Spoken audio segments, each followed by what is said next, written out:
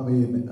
നമ്മൾ ദൈവജനത്തിൽ സസൂക്ഷ്മമായിട്ട് പരിശോധിക്കുമ്പോൾ ആമേൻ അനേക വ്യക്തികളുടെ പ്രാർത്ഥനകളെ കുറിച്ച് നമുക്ക് കാണുവാനായിട്ട് കഴിയുന്നുണ്ട്. അനേക വ്യക്തികളുടെ പ്രാർത്ഥനകളെ കുറിച്ച്, ആ പ്രാർത്ഥനകൾക്കെല്ലാം വ്യത്യസ്തമായ നിലകളിൽ മറുപടികൾ ലഭിക്കുന്നതായിട്ട് നമുക്ക് കാണുവാനായിട്ട് കഴിയുന്നുണ്ട്. ഉൽപ്പത്തി പുസ്തകം 18-ാമത്തെ അധ്യായം അതിൻ്റെ 27-ാമത്തെ വാക്യം നമുക്കത് വായിക്കാം. ഉൽപ്പത്തി പുസ്തകം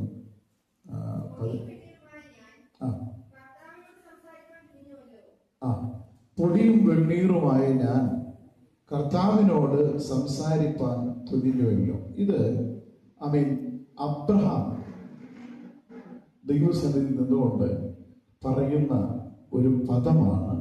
ഇതുപോലെ കാലം നമ്മൾ വായിക്കുവാനായിട്ട് ഇടയായി തീർന്നു. നമുക്കറിയാം, ഞാൻ പ്രാരംഭമായി പറഞ്ഞതുപോലെ ഓരോരുത്തർക്കും വ്യത്യസ്തമായ ശൈലികളിലുള്ള പ്രാർത്ഥനകളുണ്ട്, അല്ലേ? ഏലിയാവ് പ്രാർത്ഥിച്ചപ്പോൾ മുഴങ്കാലുകൾക്കിടയിൽ തലയിട്ട് പ്രാർത്ഥിച്ചതായിട്ട് നമുക്ക് കാണുവാനായിട്ട് കഴിയുന്നുണ്ട്. പൗലോസ് അപ്പോസ്തലന് മുട്ടുകുത്തി ദൈവസന്നിധിയിൽ പ്രാർത്ഥിച്ചതായിട്ട് കാണുന്നുണ്ട്.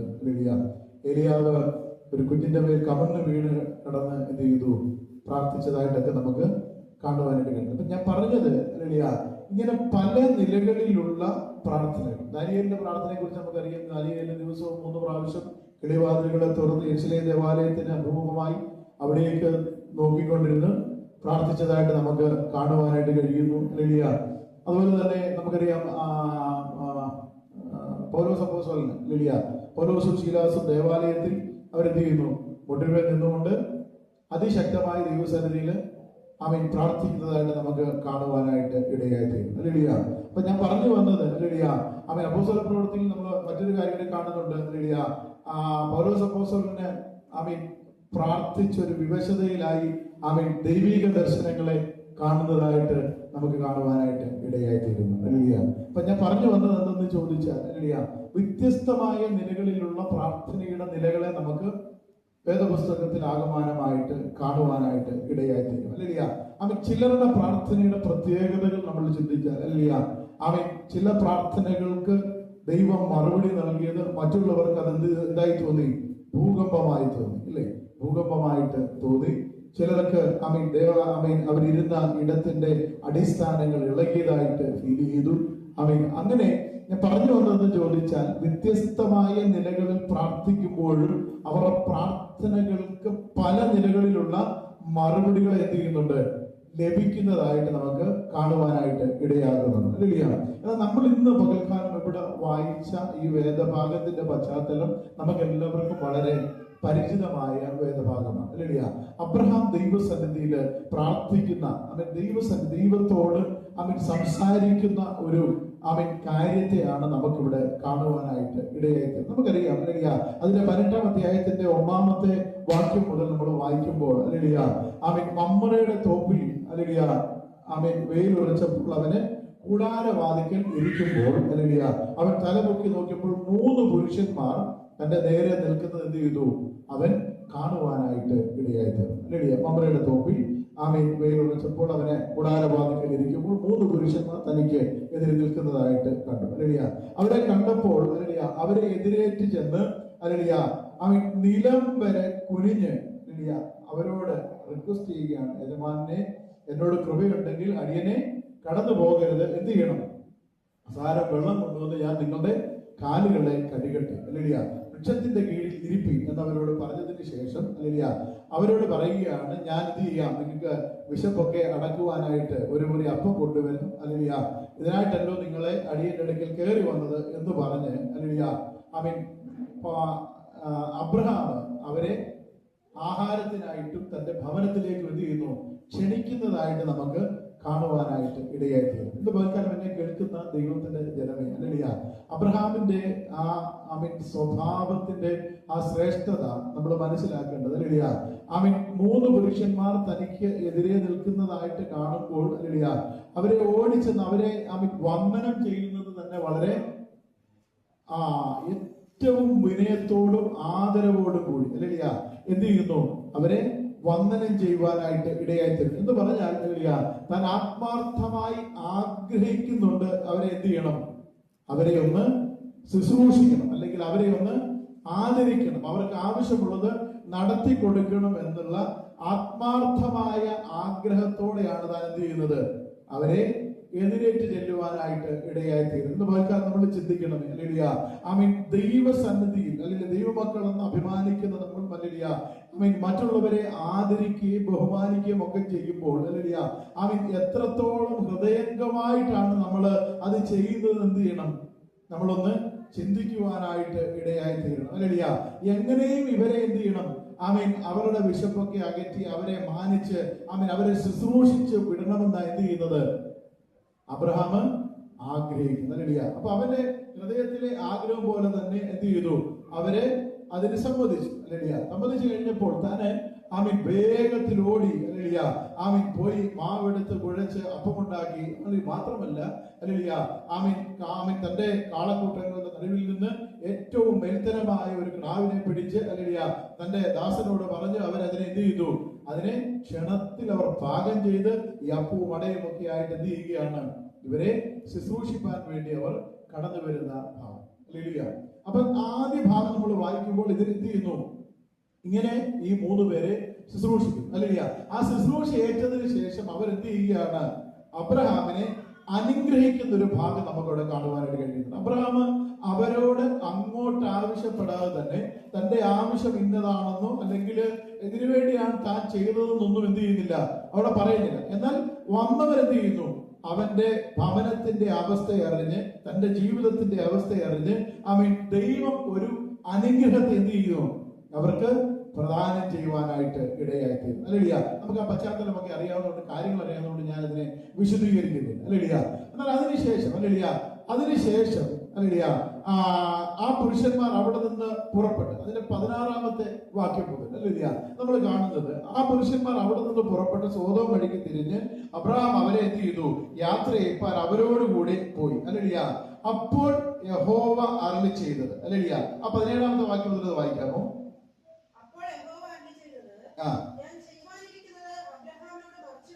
അല്ലേലൂയ, അതാണ് നമ്മൾ വായിക്കുന്നത്. അല്ലേലൂയ, ഞാൻ ചെയ്യുവാനിരിക്കുന്നത് അബ്രഹാമിനോട് മറച്ചു വെക്കുമോ? ആ ആ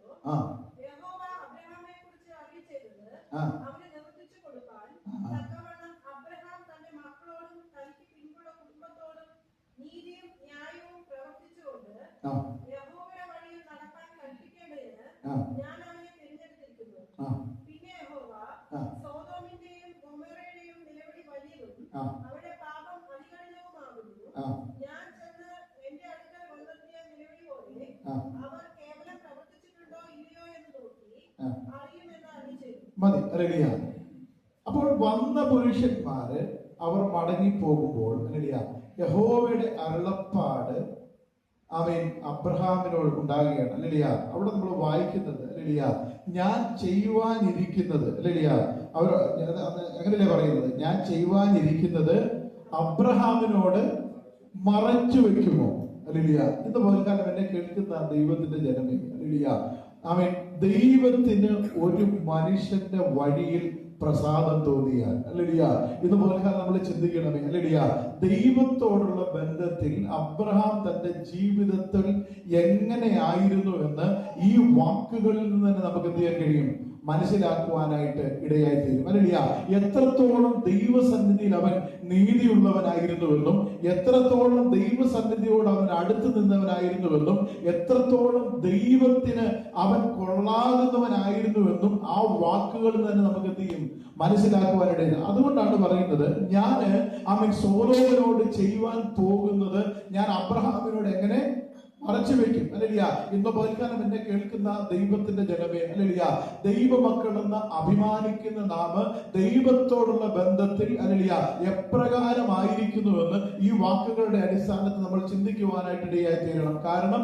അല്ലേലൂയ ദേശത്തിന് ഒരു അനർത്ഥം വരുവാൻ വേണ്ടി പോകുമ്പോൾ അല്ലേലൂയ ഒരു ദേശത്തെ മുഴുവനായിട്ട് ദൈവം നശിപ്പിക്കുവാൻ അവരുടെ പാപ മുഖാന്തരമായിട്ട് ആ ദേശത്തിന്റെ മ്ലേച്ഛത മുഖാന്തരമായിട്ട് ആ ദേശത്തെ ദൈവം നശിപ്പിക്കുവാൻ അറിയിക്കുവാനായിട്ട് കടന്നു പോകുമ്പോൾ ഹല്ലേലൂയ ആമേൻ ദൈവം പറയുകയാണ് അബ്രഹാമിനോട് ഞാനിത് എങ്ങനെ മറച്ചു വെക്കും. കാരണം ഹല്ലേലൂയ അവൻ പ്രാർത്ഥിക്കുന്ന, അവൻ നീതിമാനായ ദൈവസന്നിധിയിൽ നേരോട് നിൽക്കുന്ന ഒരു മനുഷ്യനായതുകൊണ്ട് ഹല്ലേലൂയ ഈ കാര്യത്തെ കുറിച്ച് മുന്നമേ അവനോട് തീരണം അറിയിക്കുവാനായിട്ട് ഇടയായി തീരണം. ഹല്ലേലൂയ ഇന്ന് പകൽക്കാലം എന്നെ കേൾക്കുന്ന ദൈവത്തിന്റെ ജനമേ, ഹല്ലേലൂയ നാം ദേശത്തിന്റെ വിവിധ ഭാഗങ്ങളിൽ ദൈവം നമ്മളെ ആക്കി വെച്ചിരിക്കുമ്പോൾ ഹല്ലേലൂയ നമ്മുടെ ദേശത്ത് കടന്നു വരുന്ന അനർത്ഥങ്ങളാകട്ടെ, നമ്മുടെ ദേശത്ത് കടന്നു വരുന്ന ദുരിതങ്ങളാകട്ടെ, ആമീൻ ഇതിന്റെയൊക്കെ ആമീൻ ഉത്തരവാദികൾ നമ്മൾ കൂടിയാണ് എന്ന് ഈ വാക്യത്തിന്റെ അടിസ്ഥാനത്തിൽ നമുക്ക് മനസ്സിലാക്കുവാൻ ഇടയായി തീരും. കാരണം നാം ദൈവത്തോടുള്ള ബന്ധത്തിൽ ഹല്ലേലൂയ എത്രത്തോളം ചേർന്ന് നിൽക്കുന്നില്ല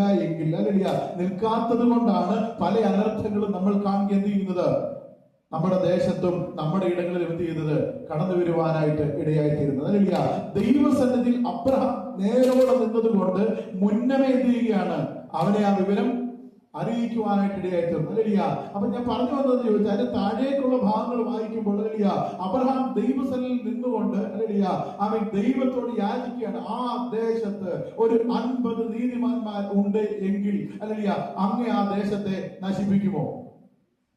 ഹല്ലേലൂയ കർത്താവ് പറഞ്ഞു നശിപ്പിക്കത്തില്ല.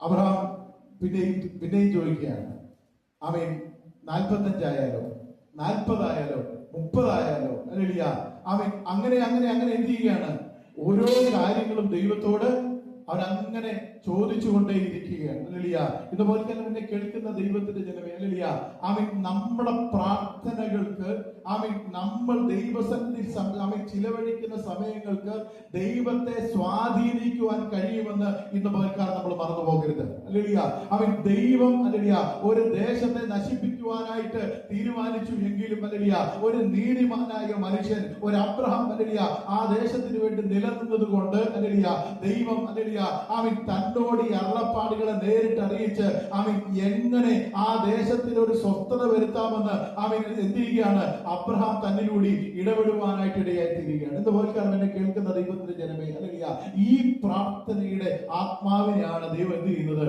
നമ്മിലും പകർന്നിരിക്കുന്നത്. ഹല്ലേലൂയ ഈ അബ്രഹാമിൽ പകരപ്പെട്ട ഈ അബ്രഹാമിൽ അവൻ ഹല്ലേലൂയ അവൻ തിരഞ്ഞെടുക്കപ്പെട്ടതുപോലെ അബ്രഹാമിനെ എപ്രകാരം ദൈവം വിളിച്ചുവോ അപ്രകാരം തന്നെയാണ് എന്ത് ചെയ്തിരിക്കുന്നത് നമ്മളെയും ദൈവം വിളിച്ചിരിക്കുന്നത്. ഹല്ലേലൂയ എന്നാൽ പലപ്പോഴും നമ്മൾ നമ്മുടെ വിളിയും തിരഞ്ഞെടുപ്പും എന്ത് ചെയ്യുന്നില്ല വേണ്ടവണ്ണം ഗ്രഹിക്കാതെയും ഹല്ലേലൂയ നമ്മുടെ മേൽ പകർന്നിരിക്കുന്ന ദൈവശക്തിയുടെ വലിപ്പം എന്തെന്നോ ഹല്ലേലൂയ നമ്മുടെ മേൽ വ്യാപരിക്കുന്ന പ്രാർത്ഥനയുടെ ശക്തി എന്തെന്നോ ഹല്ലേലൂയ നമ്മുടെ മേൽ പകരപ്പെട്ടിരിക്കുന്ന പരിശുദ്ധാത്മാവിന്റെ ബലം എന്തെന്നോ പലപ്പോഴും നമുക്ക് എന്ത് ചെയ്യാൻ കഴിയുന്നില്ല തിരിച്ചറിയുവാനായിട്ട് കഴിയുന്നില്ല. ഹല്ലേലൂയ അവൻ മറ്റുള്ളവരെ പോലെ പ്രതിസന്ധികളുടെ മുമ്പിൽ പ്രശ്നങ്ങളുടെ നടുവിൽ ഹല്ലേലൂയ അവൻ നിലവിളിക്കുന്നവരായി ഹല്ലേലൂയ അയ്യം വിളിക്കുന്നവരായി നമ്മൾ എന്ത് ചെയ്യുന്നുണ്ട് മാറിപ്പോകുന്ന അനുഭവം നമ്മുടെ ജീവിതത്തിൽ കടന്നു വരാറുണ്ട്. എന്നാൽ ഇന്ന് കാലം ചിന്തിക്കണം, ഹല്ലേലൂയ ആമേൻ ഒരു ദേശത്ത് ആമേൻ പ്രാർത്ഥിക്കുന്ന ഒരു മനുഷ്യനുണ്ട് എങ്കിൽ ഒരു ദേശത്ത് ആമേൻ പ്രാർത്ഥിക്കുന്ന ഒരു വ്യക്തി ഉണ്ട് എങ്കിൽ ആമേൻ ദൈവം അവരോട് വ്യക്തമായി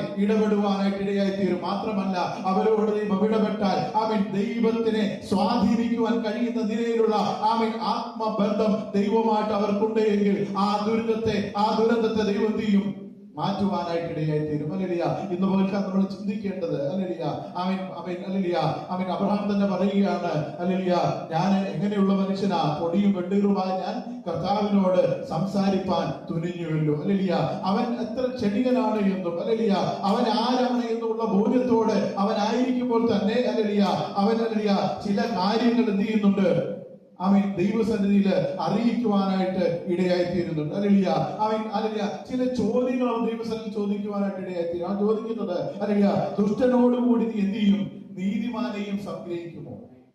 ഹല്ലേലൂയ അടുത്ത ഈ പട്ടണത്തിൽ 50 നീതിമാന്മാരുണ്ടെങ്കിൽ അവരെ നീ സംഹരിക്കുമോ? ഹല്ലേലൂയ നീതിമാന്മാർ നിമിത്തം ആ സ്ഥലത്തോട് ദൈവം ക്ഷമിക്കയില്ലയോ? ആ സ്ഥലത്തോട് ക്ഷമിക്കയില്ലയോ? അങ്ങനെ ഒരു നാൾ ചെയ്തില്ലയോ? സർവഭൂമിക്കും ന്യായാധിപതിയായവൻ നീതി പ്രവർത്തിക്കാതിരിക്കുമോ? ഇത് പോൽക്കാൻ നമ്മൾ ചിന്തിക്കണം. ഹല്ലേലൂയ അവന്റെ പ്രാർത്ഥനയുടെ വാക്കുകളെ നമ്മൾ ചിന്തിക്കണം. ഹല്ലേലൂയ അവൻ ഈ പ്രമാണങ്ങളും കാര്യങ്ങളും ഒക്കെ ഹല്ലേലൂയ വരുന്നതിന് മുമ്പ് തന്നെ ഹല്ലേലൂയ അവൻ ദൈവത്തെ ആരെന്ന് ഏതെന്ന് എന്തെന്ന് വ്യക്തമായിട്ട് എന്ത് ചെയ്തു മനസ്സിലാക്കുവാനായിട്ട് ഇടയായി തീർന്നു. അല്ലേലിയ. ഇന്ന് പോലും എന്നെ കേൾക്കുന്ന ദൈവജനമേ, അല്ലേലിയ, ദൈവം നീതിമാനാണ് എന്നും അവൻ നീതി പ്രവർത്തിക്കുന്നവനാണ് എന്നും, അല്ലേലിയ, അവൻ ദുഷ്ടന്മാർക്ക് പ്രതിഫലത്തെ കൊടുക്കുകയും നീതിമാന്മാരെ സംരക്ഷിക്കുകയും ചെയ്യുന്നവനാണ് എന്നും യഥാർത്ഥമായിട്ട് എന്ത് ചെയ്തു അബ്രഹാം തിരിച്ചറിയുവാനായിട്ട് ഇടയായി തീർന്നു. ഇന്ന് പോലും എന്നെ കേൾക്കുന്ന ദൈവത്തിന്റെ ജനമേ, അല്ലേലിയ, നമ്മുടെ ജീവിതത്തിൽ, അല്ലേലിയ, ഈ പ്രാർത്ഥനയുടെ വരത്തെയാണ് നാം ആഗ്രഹിക്കേണ്ടത്. ആ വരത്തെയാണ് നമ്മൾ എന്ത് ചെയ്യേണ്ടത്?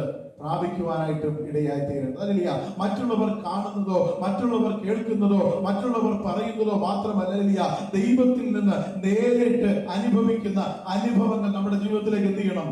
കടന്നു വരുവാനായിട്ട് ഇടയായി തീരണം. അല്ലേലിയ. ദൈവത്തോട് നേരിട്ട് അവൻ സംസാരിക്കുന്ന ഒരനുഭവം, അല്ലേലിയ, ദൈവത്തോട് നേരിട്ട് ഇടപെടുന്ന ഒരനുഭവം, അല്ലേലിയ, ദൈവം നമ്മോട് നേരിട്ട് അവൻ സംസാരിക്കുന്ന ഒരനുഭവത്തിലേക്ക് എന്ത് ചെയ്യണം? നമ്മുടെ പ്രാർത്ഥനാ ജീവിതത്തെ ഉയർത്തിക്കൊണ്ടുവരുവാനായിട്ട് ഇടയായി തീരണം. അല്ലേലിയ. അങ്ങനെ ഒരു പ്രാർത്ഥനാ ജീവിതം, അല്ലേലിയ, അങ്ങനെ ഒരു സംസർഗം, അങ്ങനെ ഒരു കൂട്ടായ്മ, അല്ലേലിയ, അവൻ തനിക്ക് അബ്രഹാമിന് ഉണ്ടായിരുന്നത് കൊണ്ടാണ് അവൻ ദൈവം നിന്നുകൊണ്ട് ചോദിക്കുക, ഞാൻ അബ്രഹാമിനോട് എങ്ങനെ ഈ കാര്യങ്ങളെ മറച്ചു വെക്കും? അല്ലേലിയ. ഇന്ന് പകൽക്കാലം, അല്ലേലിയ, നമ്മളെ ദേശത്തിന്റെ വിവിധ ഭാഗങ്ങളിൽ നിർത്തിയിരിക്കുമ്പോൾ, അല്ലേലിയ, നമ്മളെ നോക്കിക്കൊണ്ടും അവൻ ദൈവത്തിന്റെ ആത്മാവ് പറയുവാനായിട്ട് ഇടയായി തീരണം. എങ്ങനെ എന്റെ ഈ മകനെ ഈ മകളെ അവൻ മറച്ചുകൊണ്ട് എനിക്ക് ഈ കാര്യങ്ങൾ ചെയ്യുവാനായിട്ട് കഴിയും? അല്ലേലിയ. കാരണം അവൻ പ്രാർത്ഥിക്കുന്ന വ്യക്തിയാ, അവർ ഉപവസിക്കുന്ന വ്യക്തിയാ, അവർ എനിക്ക് വേണ്ടി നിലനിൽക്കുന്ന വ്യക്തിയാ. അവൻ ഈ കാര്യങ്ങൾ മുൻകൂട്ടി ഞാൻ എന്ത് ചെയ്യും? അവരെ അറിയിക്കുവാനായിട്ട് ഇടയായി തീരും. അല്ലേലിയ.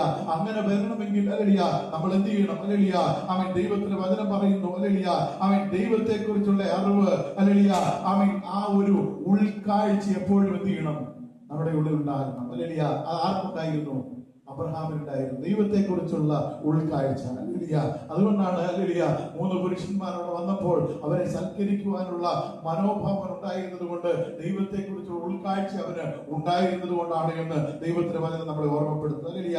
2, അല്ലേലിയ, ദൈവം പറയുന്നത് കേട്ട് അനുസരിക്കുവാനുള്ള ഒരു മനസ്സ്. അല്ലേലിയ. ദൈവം പറയുന്നത് കേട്ട് അനുസരിക്കുവാനുള്ള ഒരു മനസ്സ്. അല്ലേലിയ. അത് ആർക്കുണ്ടായിരുന്നു? അബ്രഹാമിനുണ്ടായിരുന്നു. അല്ലേലിയ. ദൈവം എന്തു പറഞ്ഞാലും അത് കേട്ട് അനുസരിക്കുക. നീ, അല്ലേലിയ, നിന്റെ സ്വജനത്തെയും എല്ലാത്തിനെയും വിട്ട് എന്ത് ചെയ്യണം? ഇറങ്ങുക എന്ന് പറഞ്ഞാൽ ഇറങ്ങുക എന്നുള്ളതായിരുന്നു ആരുടെ മനോഭാവം? അബ്രഹാമിന്റെ മനോഭാവം. അല്ലേലിയ. ദൈവം എന്താണോ പറയുന്നത് അതേപോലെ കേട്ട് അനുസരിക്കുക. നിന്റെ ഏകജാതനായ പുത്രനെ യാഗം കഴിക്കണമെന്ന് പറഞ്ഞപ്പോൾ, അല്ലേലിയ, അതിനുവേണ്ടി എന്ത് ചെയ്തു എന്ന് പറയുന്നത്? ഇറങ്ങി തിരിച്ചു. അല്ലേലിയ. അപ്പൊ ദൈവം പറയുന്നതിനെ, ദൈവത്തിന്റെ അരുളപ്പാടിനെ അതേപോലെ പ്രവർത്തിക്കുവാൻ മനസ്സുള്ളവരായിരുന്നു ആര്? അബ്രഹാം. അതുകൊണ്ടാണ് എന്ത് ചെയ്യുന്നത്? അതുകൊണ്ടാണ് ദൈവം അവനെ എന്ത് ചെയ്യുന്നത്? അത്രയും സ്നേഹിക്കുകയും ദൈവിക കാര്യങ്ങളെ സ്വാധീനിക്കുവാൻ തക്ക നിലകളിലേക്ക് ദൈവം എന്ത് ചെയ്യുന്നത്? അവനെ ഉയർത്തുവാനായിട്ട് ഇടയായി തീർന്നത്. അല്ലേലിയ. ഇന്ന് പോൽക്കാലം കേൾക്കുന്ന ദൈവത്തിന്റെ ജനമേ, അല്ലേലിയ, അവൻ, അല്ലേലിയ, ചിലതിനെയൊക്കെ എന്ത് ചെയ്യണം? വിട്ടുകളയേണ്ടതിനെ വിട്ടുകളഞ്ഞ് ദൈവത്തെ അനുഗമിക്കും. അല്ലേലിയ. അവൻ എന്ത് ചെയ്തു? സ്വജനത്തെയും ചാർച്ചക്കാരെയും അവനുണ്ടായിരുന്ന അവൻ സകലത്തെയും എന്ത് ചെയ്തു? വിട്ടുകളഞ്ഞു. അല്ലേലിയ. ഇതുപോലെ ഞാൻ പറയാൻ ആഗ്രഹിച്ചത് തന്നെയാണ്. അല്ലേലിയ. അവൻ ദൈവസന്നിധിയോട് നമ്മൾ കൂടുതലായിട്ട് പറ്റി നിന്ന് അവൻ പ്രാർത്ഥനയുടെ ആ നിലയിലേക്ക് നമ്മൾ ഉയരണമെങ്കിൽ, അല്ലേലിയ, ഒന്ന് അവൻ ദൈവം പറയുന്നതിനെ പൂർണ്ണമായിട്ട് അനുസരിക്കാനുള്ള ഒരു മനസ്സ് നമുക്കുണ്ടാകും. അല്ലേലിയ. വിട്ടുകളയേണ്ടതിനെ നമ്മൾ എന്ത് ചെയ്യണം? വിട്ടുകളയുവാനായിട്ട് ഇടയായി തീരണം. അല്ലേലിയ. ദൈവത്തെ കുറിച്ചുള്ള ഒരു ആഴമായ വിശ്വാസം നമ്മുടെ ഉള്ളിൽ ഉണ്ടാകുവാനായിട്ട് ഇടയായി തീരണം. അല്ലേലിയ. ഇതൊക്കെ ഉണ്ടായിരുന്നത് കൊണ്ടാണ് അബ്രഹാമിനെ വിശ്വാസികളുടെ പിതാവ് എന്ത് ചെയ്യുന്നത്? വിളിക്കുവാനായിട്ട് ഇടയായി തീർന്നത്. അല്ലേലിയ. വെറുതെ ഒരു വാക്ക് എഴുതി വെച്ചിരിക്കുന്നതല്ല. അല്ലേലിയ. അവന്റെ ജീവിതത്തിന്റെ അടിസ്ഥാനത്തിൽ അതിനെ അല്ലേലിയ, അങ്ങനെ എഴുതപ്പെട്ടതാണ് ആ വാക്കെന്ന് ഇന്ന് പോൽക്കാലം നമ്മൾ മറന്നു പോകരുത്. അല്ലേലിയ. അപ്പൊ ഞാൻ പറഞ്ഞു വന്നത് എന്തെന്ന് ചോദിച്ചാൽ, അല്ലേലിയ, ദൈവത്തെ വിശ്വസിക്കുവാനുള്ള ഒരു മനോധൈര്യം. അല്ലേലിയ. അത് വളരെ പ്രാധാന്യം. അല്ലേലിയ. ദൈവത്തെ വിശ്വസിക്കുക. അല്ലേലിയ. വിശ്വസിക്കുക എന്ന് പറഞ്ഞാൽ എളുപ്പ, പറയാനായിട്ട് എളുപ്പം. അല്ലേലിയ. സ്വന്തം മകനെ ബലിയർപ്പിക്കുവാനായിട്ട് പോകുമ്പോൾ, യാഗം കഴിക്കുവാനായിട്ട് പോകുമ്പോൾ, അല്ലേലിയ, തന്റെ മനസ്സിലൂടെ എന്തെല്ലാം ചിന്തകൾ കടന്നു വന്നിട്ടുണ്ടാകാം, അല്ലെ? എന്തെല്ലാം ചിന്തകൾ. അല്ലേലിയ. എന്നാൽ ദൈവമാണ് അരുളി ചെയ്തതെന്നും ദൈവത്തിന് അസാധ്യമായിട്ട് ഒന്നുമില്ലാനും എന്ത് ചെയ്തു? വിശ്വസിച്ചു. അല്ലേലിയ. ദൈവം തന്നതിനെ ദൈവത്തിന് കൊടുക്കുവാനായിട്ട് യാതൊരു മടിയും എന്ത് ചെയ്തില്ല? കാണിച്ചില്ല. എന്തുകൊണ്ടാ? അവന് ദൈവത്തെ അത്ര വിശ്വാസമായി. അല്ലേലിയ. ദൈവത്തിൽ അത്ര വിശ്വാസവും ദൈവത്തിൽ അത്ര ആശ്രയം ഉണ്ടായിരുന്നത് കൊണ്ട്. ഇന്ന് പോൽക്കാലം അല്ലേലിയ ആമീൻ ഞാൻ പറഞ്ഞു വന്നതിന്റെ ഉദ്ദേശവും ആമീൻ അത് തന്നെയാണ് അല്ലേലിയ. ആമീൻ ദൈവത്തിൽ പൂർണ്ണമായിട്ട് വിശ്വസിക്കുക അല്ലേലിയ. ആമീൻ ദൈവത്തിന് അസാധ്യമായിട്ടൊന്നുമില്ല. ആമീൻ ദൈവമാണ് അരുളി ചെയ്തതെന്ന് ഉറപ്പ് നമുക്കുണ്ടെങ്കിൽ എന്ത് ചെയ്യണം? അത് ചെയ്യുവാനായിട്ട് യാതൊരു മടിയും കാണിക്കരുത്. അങ്ങനെയെങ്കിൽ അല്ലേലിയ ആ ഒരു മനസ്ഥിതിയും മനോഭാവവും നമുക്കുണ്ടെങ്കിൽ ഇന്ന് പോൽക്കാൻ നമുക്ക് ഉറപ്പോട് പറയുവാനായിട്ട് കഴിയും അല്ലേലിയ. അബ്രഹാമിനെ പോലെ എനിക്ക് പ്രാർത്ഥനയുള്ള ഒരു മനുഷ്യനാകണം അല്ലേലിയ. ആമീൻ അങ്ങനെ ഒരു പ്രാർത്ഥനാ ജീവിതത്തിന്റെ ഉടമയായി ഞാൻ മാറണമെന്ന് നമുക്ക് ദൈവസ്ഥലം എന്ത് ചെയ്യാൻ കഴിയും? ധൈര്യത്തോടെ പറയുവാനായിട്ട് കഴിയും അല്ലേലിയ. ഇതുപോലെ തന്നെ കേൾക്കുന്ന ദൈവത്തിന്റെ ജനമേ അല്ലേലിയ. ആമീൻ അബ്രഹാമിനെ പോലെ അല്ലേലിയ ഈ ആമീൻ വലിയവനായ ദൈവത്തെ, ഈ മഹാനായ ദൈവത്തെ അല്ലേലിയ ആമീൻ പ്രാർത്ഥനയിലൂടെ ആമീൻ സ്വാധീനിക്കുവാൻ കഴിയുന്ന നിലയിലേക്ക് നമ്മുടെ ആത്മീയ ജീവിതത്തിന്റെ നിലവാരത്തെ എന്ത് ചെയ്യണം? ഉയർത്തുവാനായിട്ട് ഇടയായി തീരണം അല്ലേലിയ. ദൈവത്തോടുള്ള സംസർഗത്തിലും ദൈവത്തോടുള്ള കൂട്ടായ്മയിലും എല്ലായ്പ്പോഴും നിലനിൽക്കുന്നു എങ്കിൽ അല്ലേലിയ, ദൈവത്തിന്റെ കൽപ്പനകളെ അതേപോലെ നാം പ്രമാണിക്കുന്നുവെങ്കിൽ അല്ലേലിയ, ദൈവ ശബ്ദത്തിന് നാം വില കൊടുക്കുന്നുവെങ്കിൽ അല്ലേലിയ, ദൈവത്തിന്റെ കൽപ്പനകളെ, ദൈവത്തിന്റെ അരുളപ്പാടുകളെ പൂർണ്ണമായി അനുസരിക്കുവാനുള്ള മനസ്സ് നിനക്കുണ്ട് എങ്കിൽ അല്ലേലിയ, ദൈവം നമ്മിൽ എന്ത് ചെയ്യും? പ്രസാദിക്കുവാനായിട്ട് ഇടയായി തീരും അല്ലേലിയ. നമ്മുടെ പ്രാർത്ഥനകൾ മുഖാന്തരമായിട്ട് അനേക വിഷയങ്ങൾക്ക് നടുവിൽ എന്ത് ചെയ്യാൻ കഴിയും? ദൈവത്തെ നമുക്ക് സ്വാധീനിക്കുവാനായിട്ട് ഇടയായി തീരും. അങ്ങനെ ഒരു ആത്മീയ ജീവിതത്തിന്റെ നിലവാര ഉയർച്ചയിലേക്ക് കടന്നു ചെല്ലുവാൻ ദൈവത്തിന്റെ പരിശുദ്ധാത്മാവ് ഈ വരും ദിവസങ്ങൾ നമ്മളെല്ലാവരെയും ആമീൻ സഹായിക്കട്ടെ എന്ന് ദൈവസ്ഥയിൽ ആത്മാർത്ഥമായി പ്രാർത്ഥിക്കുന്നു. ഈ വചനങ്ങളാൽ ദൈവം നമ്മെ എല്ലാവരെയും അനുഗ്രഹിക്കുമാറാകട്ടെ. തുടർന്നുള്ള